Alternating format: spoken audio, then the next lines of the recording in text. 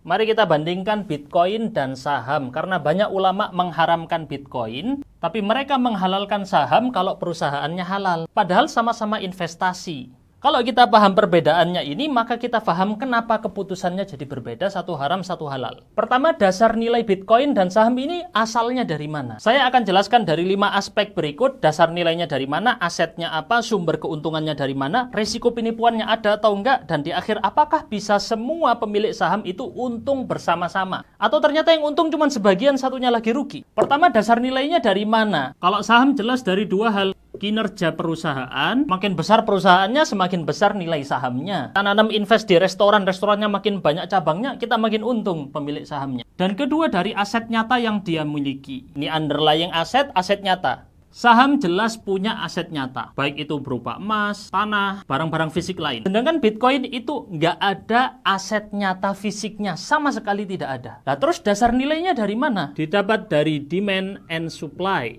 Semakin banyak yang beli Bitcoin, nilainya semakin tinggi. Permintaannya tinggi, semakin tinggi kalau supply-nya sedikit. Sebaliknya kalau supply-nya banyak, demand-nya turun, harganya semakin turun. Terus sumber keuntungannya dari mana masing-masing ini? Kalau Bitcoin murni dari selisih harga jual dan beli. Misal dulu harga Bitcoin katakan Rp10.000. Ternyata semakin rame yang beli, malah menaik jadi harganya sekarang Rp1.000.000. Untung besar 1 juta kurang 10.000. Nah, selisihnya itu adalah keuntungannya. Ini disebut dengan capital gain. Yang ini juga ada di saham perusahaan. Tapi dia ada keuntungan lain yang disebut dengan dividen bagi hasil dari laba perusahaan. Dividen tidak ada di Bitcoin. Ntar kita bahas apakah bisa untung semua. Sabar ya. Nah, resiko penipuannya ada atau tidak? Di Bitcoin sangat tinggi. Banyak kasus scam, penipuan, dan rug pull. Penipuan sering terjadi di cryptocurrency. Sedangkan di saham, resikonya rendah karena dia melewati bursa resmi. Ada pihak ketiga. Di sini tidak ada pihak ketiga. Lalu bisakah untung bersama-sama dari semua pemilik saham? Kalau di sini sangat bisa, jelas. Sedangkan di sini Bitcoin tidak bisa untung bersama-sama. Kalau ada pihak yang untung, pasti ada pihak yang rugi. Ini terjadi pada Bitcoin karena murni dari demand and supply. Ketersediaan dan permintaan yang dijadikan patokan. Orang mau untung, dia jual ke orang lain. Dia untung, tapi orang lain rugi. Ini bahasa sederhananya ya. Semoga jelas, dan kalau ada pertanyaan tentang transaksi keuangan, boleh ditanyakan di kolom komentar. Siapa tahu kita jadikan konten, dan kalau kamu suka dengan konten seperti ini, bisa dukung wakaf di lembaga pesantren kami, karena tahun depan kita akan membuka pesantren di Lumajang, Jawa Timur. Wakaf bisa berupa tanah, bangunan, dan lain-lain. Tenang, kami tidak mengambil keuntungan 1% pun dari dana wakaf ini.